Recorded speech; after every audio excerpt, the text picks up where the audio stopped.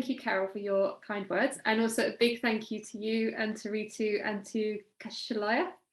I'm hoping I'm saying that correctly, for inviting me to speak this evening, because it really is a privilege for me to be here talking with you guys this evening and to be able to share my story with you on this truly inspirational platform.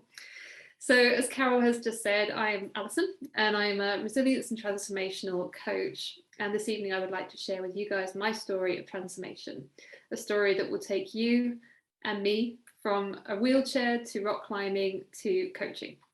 Now, this is a story that I've only recently felt ready to share because for me it's a deeply personal story and one that's taken a long time for even me to believe as really being true. And even as I say these words, I have goosebumps. It's a very emotional story for me to share.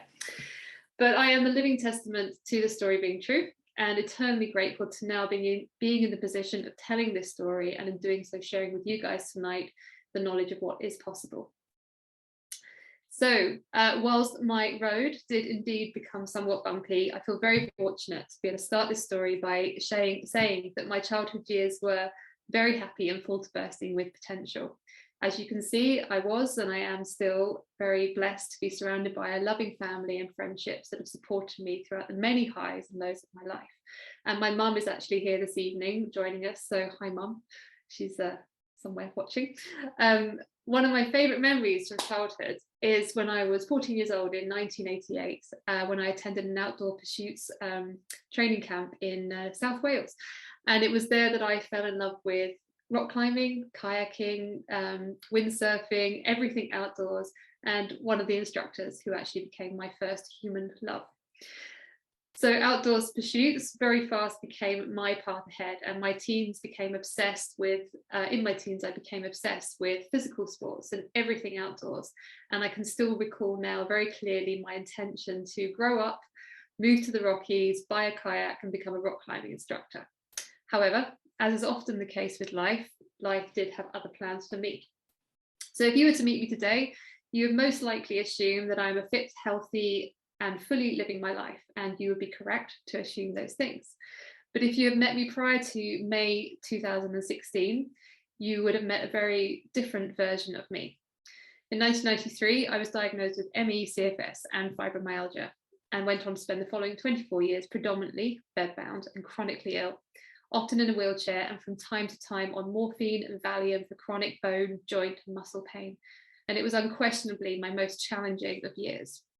Now, I don't have a photograph of myself in a wheelchair, as that was something I never would have allowed, because for me it's too painful a reality. I have never since experienced an anger like I felt when I was in that wheelchair. So there was never going to be a smile for the moment camera. So I have instead created a visual representation instead to try and in some way convey to you the grim reality of those years. And I believe that this montage says it all. The shift from healthy to ill was fast, traumatic, and literally an overnight shift. One day I was a very healthy teenager at the start of my A-levels. The next I was bedbound and had chronic pain throughout my body. And it was fast clear to myself and to my family that I was not going to be going back to school for the foreseeable future. And so began our journey of endless doctors and hospital appointments and endless medical tests to find out what was wrong with my body. At this time, there was no blood test that gave a definitive diagnosis of ME and CFS and fibromyalgia. Instead, you were thoroughly tested, and if those tests all came back with negative results, but you were presenting with the symptoms of chronic muscle, bone and joint pain, extreme fatigue and cognitive struggles, then you were given the diagnosis of ME, CFS. The lack of blood tests that showed that something was clearly wrong with the body meant that the label of ME, CFS left the patient with a feeling that it must be all in their mind. This feeling was compounded at that time by a lack of belief in this diagnosis by many in the medical profession and society. And it was known at that time for a long time as yuppie flu, as many high-flying professionals in the 1980s were given the diagnosis after burning out. Many doctors believed that the patient was just depressed, and many other people believed that we were just opting out. From personal experience, this was deeply demoralizing. Previous to becoming ill, I had intended to be an outdoor pursuits instructor.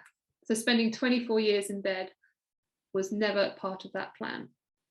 I'd had a virus 6 months prior to the illness being diagnosed, and I'd also experienced some really nasty side effects from having tried cannabis, which left me with some very bizarre and concerning side effects at that time. While I was continuing with my life and schoolwork, my body, I now realise, was just gradually breaking down over a period of about 6 months. And it all came to a head one night when I said goodnight to my dad, a very healthy, normal, happy child. But as I climbed into bed, the symptoms of this intense chronic pain hit my bones and joints and muscles, along with a variety of many other very grim symptoms, and stayed with me for the following 24 years. As I said before, I was blessed to have a family and friends who supported and cared for me, but my reality was beyond grim. I was only 17 years old, and at no point could I see a time ahead that would be full of health and vitality again. Apologies, I get a little emotional talking about it and going back there. The more the years passed me by, the further into the distance my potential for a healthy future drifted. Over the years, I tried every form of medication appropriate for the diagnosis, which often resulted in side effects and made me feel worse. And every alternative therapy that I could access, from nutrition to Reiki to other types of healing, but nothing touched the sides of the daily chronic pain, extreme fatigue, intense light sensitivity, and exhaustive cognitive struggles. But now, let's fast forward 24 years out of the dark times to 2016, where I reached a point in my life of now being past 20 years of living with this illness, and I'd hit my limit. And this was where my transformational journey began. In a moment of sheer frustration and inspiration, one afternoon, whilst alone in my bedroom, in a 4-year relapse, I hit the point where I heard my brain say, "What have I not tried? I am done." And I can very clearly remember the words, "I am done." And it was in this moment that I remembered that the only thing I hadn't tried was something called the Lightning Process, which is an NLP-based training program. And it was the one option I knew of that I knew had positively impacted the lives of other people that were living with this illness, but for some reason this had passed me by. So I quickly picked up the phone, made a series of investigative phone calls, and within 24 hours I booked myself onto the next course with a local practitioner. From the very first day of being on that 3-day course, I was never in a wheelchair again. And more importantly for me, I never relapsed again. Now I will explain more about the course and how essentially it gave me back my life. But first, I would like to take you on a little demystifying magical tour of two of my most favourite things to talk about, neuroplasticity and NLP. So, if you are human and you are living a life, then you are sure to be having thoughts. And therefore, I am no doubt you will be able to relate to this image and this representation of overwhelm by life in our modern world. In 2005, the National Science Foundation published an article summarising research on how many thoughts humans have per day. It was found that the average human has between 12,000 and 60,000 thoughts a day. And out of those thousands of thoughts, 80% of them were negative, and 90% were exactly the same as the thoughts that we'd had the day before. Sobering statistics, I'm sure you will agree. But the good news is our brain can be harnessed to be on our side. And this is how. So behind the scenes of all that chaotic clutter is our beautiful brain and its magnificent army of neurons. Neuroplasticity describes our brain's amazing ability to rewire and reshape our 200 billion neurons and trillions of neural connections, also known as neural pathways, that live in our brain and continually create and recreate the structure of our life experience. Now, there was a time not so long ago when scientists believed that our brain stopped changing in our late teens, but we now know that this isn't the case. And we are constantly rewiring those neural pathways, usually without knowing it, throughout our lifetime.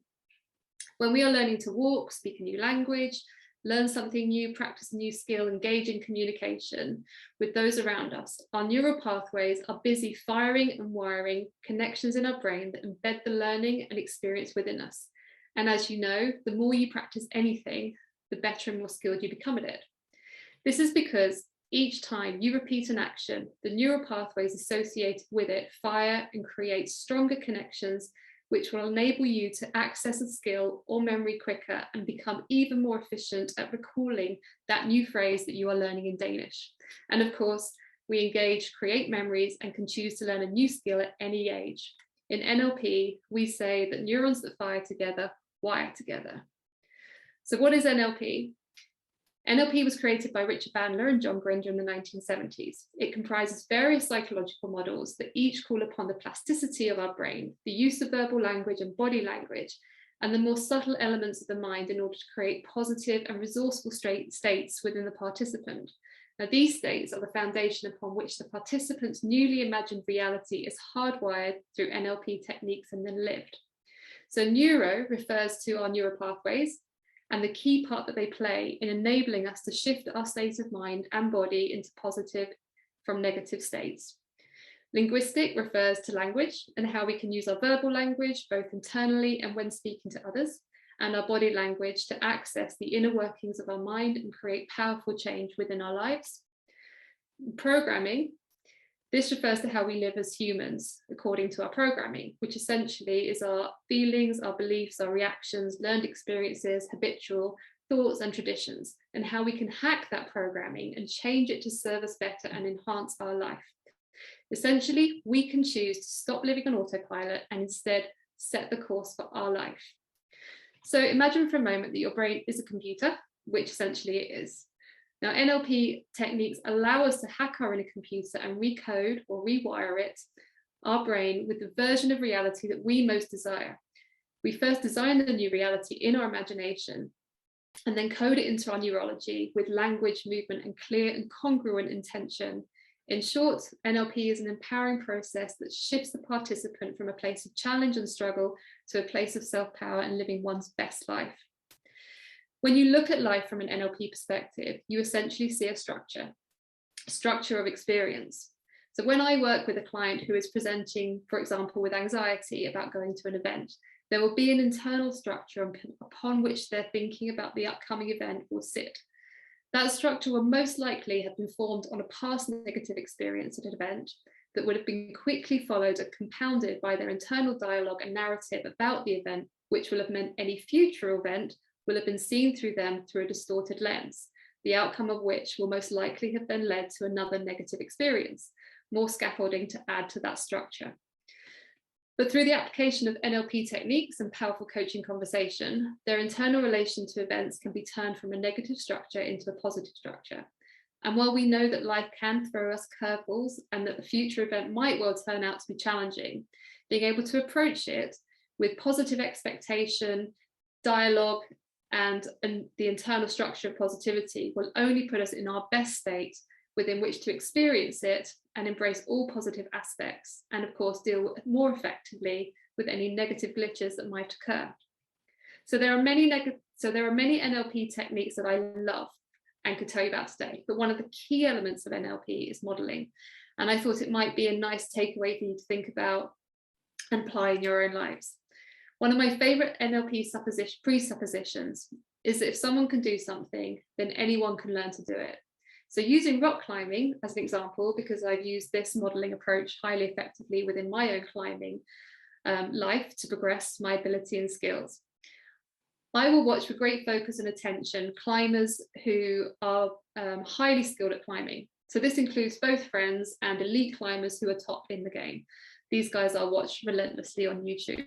But what is going on internally for me when I'm watching them is how they climb, the way in which they move, and all the subtleties involved. Talking with them or listening to them in interviews about their thought processes before, during, and after climbing, finding out what their habits and patterns of behavior are that surround climbing for them. And then I will internalize all of these elements and begin to embody them within me. And then when climbing, it is almost as if I become that person and I am modeling them both in thought and movement. Now, when I've used this with my climbing, I've always found, much to my delight, that my ability transcends my expectation of where I had previously believed my abilities to sit. And I found myself making moves on the climbing wall and on the rock face that I previously didn't even know I was capable of making. It's a really wonderful and exciting way to learn and grow. And so the NLP course that got me out of a wheelchair and fully back into life. So the Lightning Process was created by Dr. Phil Parker in the 1990s. It's a 3-day training program during which the practitioner teaches a technique that is based in NLP and self-coaching. The technique harnesses 3 of our physiological processes that can each have a positive and negative impact on our physical and our mental well-being: neuroplasticity, allostasis, and the PER, physical emergency response. The PER is the physiological system that enables us to take fight or flight when faced with imminent danger. For our prehistoric ancestors, That threat might well have been a bear or tiger, in which case PER would have served them well and likely have saved their life. In order to get us moving when faced with a threat, our body will activate a sudden release of hormones that include adrenaline and noradrenaline. And this release gives our body the boost of energy needed to get us out of danger. With short-lived threats, the body is able to return to its normal state quickly once the danger has passed. And this means that our PER produces in these moments, such as a rapid heartbeat, fast breathing, and muscle tension, have little chance to negatively impact the body and instead enable us just to stay safe.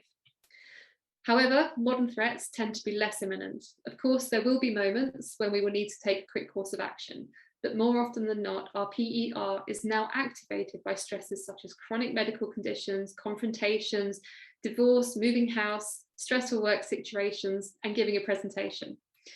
These types of stresses tend to be more long-term in their nature.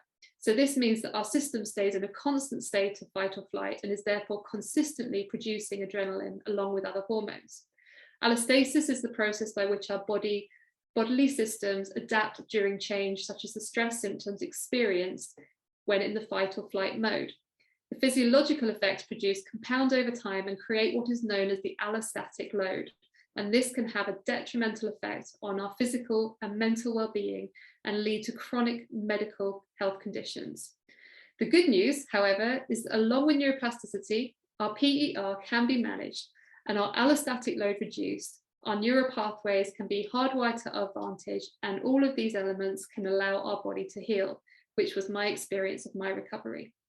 The lightning process skillfully enables us to use our visual language, body language, ability to visualize and create a clear intention for a positive change to move ourselves from negative states to positive states. We are in essence turning off the neural pathways that no longer serve us and instead creating a clear vision of the future we want and turning on new neural pathways that will move us in that direction. Now, whilst the lightning process was originally designed in response to the work Phil Parker was doing with clients who presented with ME, CFS and Fibromyalgia, it has since been found to work to varying degrees of success with many other medical mental health conditions. And now for the best slide of all. And for me, it is a wonder that this slide exists, not only because of my brain's incredible ability to create change. So this is a little snapshot of my last 5 years since attending the lightning process course in 2016. And I believe that this slide really does say it all. I became ill at 17 years old, and 24 years later, I woke up at 41 years old healthy, and I've had a lot of catching up to do. I've therefore spent the last 5 years have looked, sounded, and felt like rock climbing, mountain biking, hill walking, running, traveling, living in my van in the hills of North Wales by choice, and holding down at the same time a very busy, stressful and physical full-time job as a duty manager in a youth hostel in Clonberis. Now, there was a time not so long ago when making a cup of tea for me would have triggered immense pain and exhaustion. So for me now to be able to do all of the above, not just for one day, but for 5 years in a row with no symptoms and no payback is truly remarkable and a beautiful reality for me in which I now live. But whilst I've been having a lot of fun out there and finding my feet and catching up in the world, this year has been about coaching, and coaching has been waiting for me to go have some fun. But now it is time for me to use my history, my experience of overcoming illness to help others, you, work out what your version is of that wheelchair and help you overcome it. Because as my favorite NLP presupposition says, if I can do it, then so can you. So as I said at the start, I specialize in resilience and transformational coaching.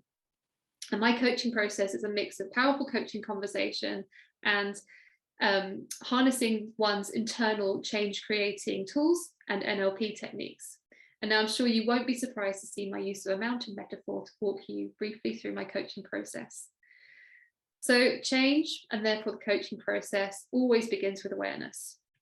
From there, we can begin to create our new reality internally using the power of our imagination to create the life that we want to shift ourselves into. By adding into the mix the power of language and using language to our advantage, the way we speak to ourselves and also other people. And once we then have that clear intention for change we want to make in place, we can then begin to rewire our neural pathways to create the new structure of our life experience with NLP techniques. And then begins the exciting journey of embodying this new reality that we have chosen for ourselves, and then the going out into the world to fully live our life. So for me, it really just does come down to this. Today's thoughts and actions truly do shape our present and future. And as I said right at the beginning, I am a living testament of this. So thank you all for listening. I would love to welcome any questions when it comes to the question time. But I would also just like to say, if anybody wants to speak to me privately, I would very happily have conversations. I love to connect, and very happy to answer any questions about my recovery or the work that I do as a coach. But again, thank you, Carol and Ritu. I've really appreciated it, and it's been such a pleasure being here this evening. And this is actually my first ever talk that I've ever given. So I'm very grateful to have had this opportunity to share this with you tonight. So thank you. Oh my goodness, Alison, our brains can be that powerful. Oh God, our yes. minds. Yes, absolutely, yeah. And it, as I say, that slide for me, when I made it for this presentation, it really, sorry, I just get so emotional talking about as I say, it's the first time I've told it as a whole long story, as opposed to a couple of minutes in a networking meeting where it's very quick, that's it. But yeah, when I made that slide, I was like, that slide wouldn't exist if it wasn't for NLP and my discovery of neuroplasticity, because 24 years of trying everything and nothing touched it. So, and it was instant. It was from the first day. I was never in that wheelchair. It took about a year before I was ready to fully fly and rock climb, spread my wings, yes, and take on a job. But from that first day, it was just a very steady upwards. I never, no relapses, so, and it was just this. Amazing, absolutely amazing. Okay, I am going to turn it over for questions now to any of our speakers. The floor is open. I'm still getting my head around this. Yes, Liz, please. I mean, all the speakers were truly inspirational. Alison, I mean, seriously, you've stolen the show, basically, haven't you? Really? None of us can top that one. So you are definitely. I mean, I kind of feel that everything in my life has brought me to this moment, if that makes sense. So some of the things that, as having experienced domestic violence and stuff like that in my marriage, it was a kind of bitter pill to swallow for many years, to think of what I'd experienced. But you kind of think, then that's brought you to where you are now, and that's why I'm doing what I'm doing. But for you, that is just remarkable, and it's just such an amazing story. So I would love to connect and have an amazing conversation about our neural pathways, basically. Yes. And I mean, that element is. Have you ever come across Dr. Joe Dispenza? Big fan. Okay, because that is so close, but it's also very spiritual. So I'm just so fascinated by all of that. No, so I'll shut up. I'm just amazing. Thank you very much. Thank you. I'm a huge fan of his, and it's one of the first. You Are the Placebos, one of the first books I've read. Exactly. I read back in the day. I'm looking forward to our chat, because it'll be amazing. Yeah. Thank you. Thank you, Liz. Alison, I'd just like to say, absolutely, you pale what's been wrong with me into God knows what. I don't know. That's very what the word is for you to say that, but I think, well, as I say, that everyone's got their version of that wheelchair, and mine was a bit dramatic, and I'd give anything for it to have been 12 years, not 24. I think I still could have learned the lessons, but maybe it's even more impacting now for me to be able to tell the story than it would have been. So who knows the reasons, but we've all got that version, or something that's blocking us, or something that we've had to find that resilience to come in our lives. And you sound like you've certainly had your fill of that. And yes, it's a learning curve. Have fun, live for today. I think that's just what Sam has just said. If we live for today, the past is gone, today is here, tomorrow is the rest of our life. And that's the way I've lived my life. Alison, your mum says, I'm Alison's mum and I'm so proud of her. Everything she says is true. Sorry, Alison, I don't mean to embarrass you. Oh, That's very sweet. that's Very nice. beautiful. Well, we I'm sure my mum won't mind saying, but my father passed away in the pandemic, so he would be here with us tonight, and that for me is probably why it's been so emotional telling this tonight, because it's my first time, and he would be so proud that I'm now using my story to do what I'm doing. Brilliant. And he never got to know about the coaching because it started after that, but my mum's here on behalf. Yes, but he saw your recovery at the very least. Oh, he did. He celebrated that with you. Yes, and he and my mum were my I mean, I can't even imagine those 24 years without the two of them. So he did see the recovery, and that's the one thing I will be eternally grateful for, because when he did pass away, he didn't have to worry about me. So yeah, that's brilliant. I love that. Yeah, I was going to say, oh, sorry, Carol. I was gonna say thank you, Brenda. Life happens for us to develop us for our purpose in this soul life adventure. Yeah, life is a learning. Everything is a learning day. Yeah, and a roller coaster. Yeah. Yeah. Sorry, Jeffrey. No, all I was going to say is, I wouldn't have guessed that was Alison's first presentation. No. Oh, good. That's good feedback. Thank you. I was trying to go very fast as well to kind of fit it all in. So good. Thank you. Glad to hear that. And I'll be eternally grateful for James Robertson, who introduced me to you. He recommended me to contact you. So James has been. I had an hour with him today, and he got my first dry run this afternoon. And, it was a little more bumpy than this one, and we had a meeting yesterday as well. But today was the first dry run, and it was a little bit glitchy. And he was like, "If you do it like that, that'll be fine." So he'll be proud of me because it was better than the soft. Yeah, we'll have to give him the let him know when the one of he's lovely. One of the things. The other thing I was going to mention, Ritu, wishing you a speedy recovery, my darling. And thank you for giving us this platform where we are free to be us, free to share, free to inspire, and unashamedly so. So, yeah, thank you so much for creating the platform.